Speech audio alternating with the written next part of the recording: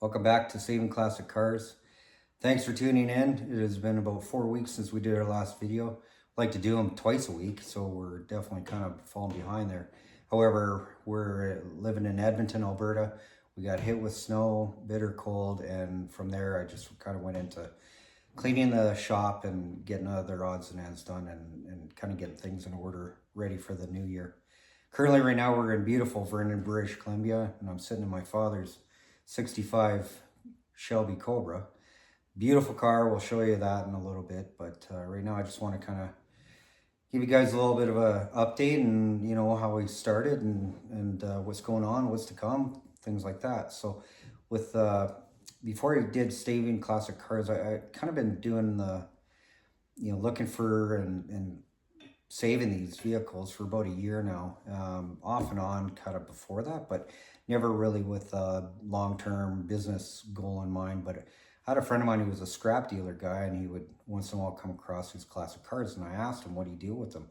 He told me he sends them into scrap. He doesn't care what they are.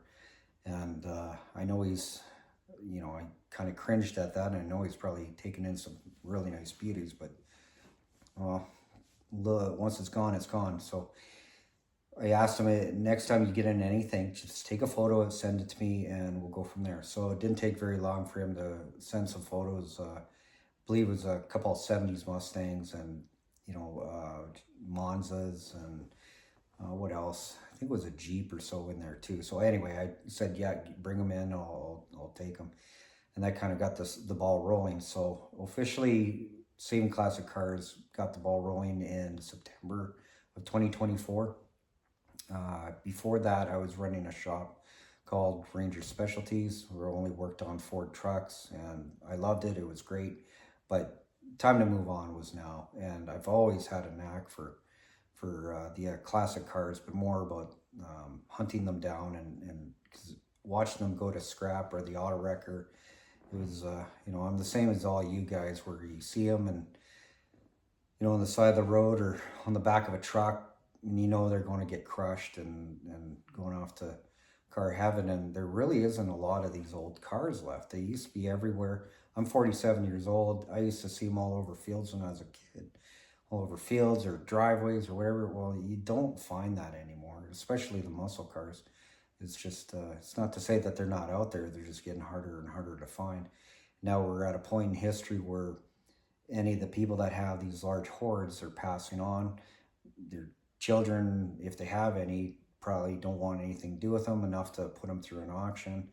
And the quick and easy thing is just call a scrap dealer. They come in, bring a crusher, they'll cut them a check for whatever the scrap steel might be, crush them all, and then that's it. They clean up the property. But that has to be done. These cars have been sitting a lot of times for way too long. We're talking 50, 60, 70, 80 years or more at some of these places. The oil pans are rusted out, it's leaking oil into the ground, gasoline, antifreeze, everything else. So yeah, we definitely want to get them out of the ground. We want to assess them. If they're worth selling, great. If they're worth selling for parts, then great. Get them into somebody's hands that's going to be able to use them for what they need to finish their project, or if they want to make a route out of them or whatever, anything, just to move it on to the people that need these cars or need these parts. So as for me, I'm like I said, I'm 47 years old. I've got two boys. One's 8, one's 10, and my youngest is an absolute clone of me. He loves cars. My older son, he's more into the electronics and the IT, and he's probably going to do a lot better with that than I ever did with cars. But well, who knows how kids turn out. Once in a while, you'll see them popping up in videos. And I'll also bring, more often than not, my dog Willow, who's a 3-year-old German Shepherd. She also loves going on car rides like everyone else. And so you'll definitely see more of her. As for what to come for Saving Classic Cars, we've got a couple builds for sure. In the near future, I've got the yellow Grand Marquis that you've seen in other videos. If you've watched our videos, we want to get more hands-on builds.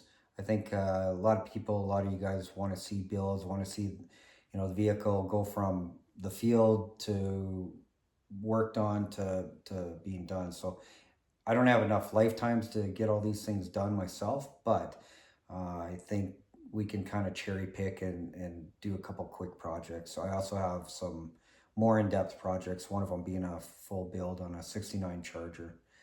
That'll be a pretty interesting build. I've also got uh, another Shelby Cobra that we'll be building from absolute scratch, I should say, not scrap, from the ground up. We have the molds for them, so we're able to do that. Now it's December 26th, so it's Boxing Day 2024. Overall, I want to say thank you to everyone that's followed us, subscribed. I wish you the very best in 2025. I hope you had a very Merry Christmas. Stick around. I want to do a few things, and including we'll do a highlight on this vehicle that we're in, which is my dad's 65 Shelby Cobra. It's a replica. It's not an actual Shelby. Jeez, not that rich, that's for sure. But a beautiful car nonetheless. And yeah, stick around. I'll be at the end of this video here too.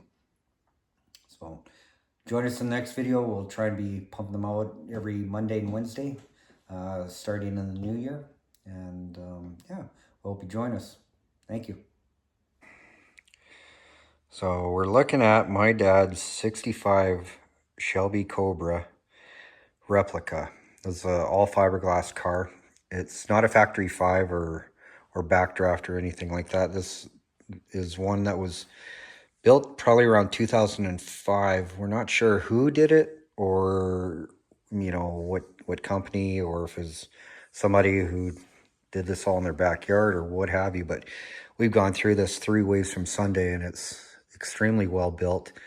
It's one of the few Cobras that I've seen without the bumperettes, and that's just turned into essentially a grill. Get more air to the radiator. Blacked out headlight rings, signal light bezels, beautiful aluminum rimmed wheels, blacked out side scoops, window trim, roll bar, and coming around the back, all the other things I usually see aren't on this. No bumperettes, no jack points, nothing goofy, just a nice roll pan, and then the blacked out gas tank, or gas cap, I should say. Interior is very simple, which is one of the things I absolutely love about it as well. There's no glove box, just a couple gauges, a seat, a lap belt, and yeah, you smack the gas and away you go. This one has, was it 17,000 miles, just shy of 17,000 miles on it.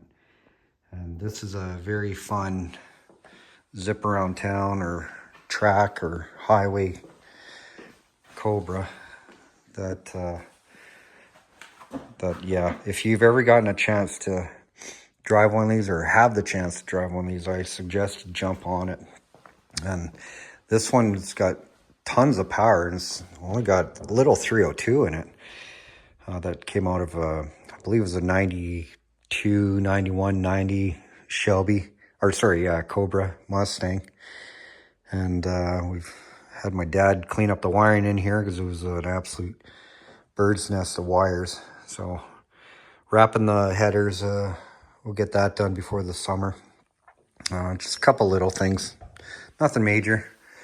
And yeah, we'll do a full video on this one. The other vehicle my dad's got is a 56 Ford F100, beautiful truck, and that one we'll do a video on when I come back here in July.